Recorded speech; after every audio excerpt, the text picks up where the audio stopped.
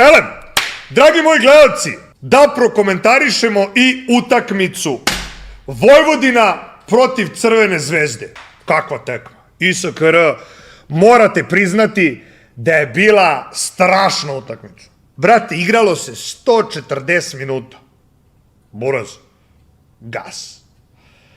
Tako da, ovim putem bih želeo da čestitam Zvezdi što su osvojili kup, čestitam, ali pre svega i više od toga bih želeo da čestitam našim igračima što su se borili kao zmajevi, što su izginuli na terenu, zabili su čak 2 gola rano, šteta što nisu mogli da nastave taj tempo igre, da zadržimo prednost, da pobedimo, ali ja sam preponosan na naše igrače, stvarno su jebali majku kako su igrali, svaka čast.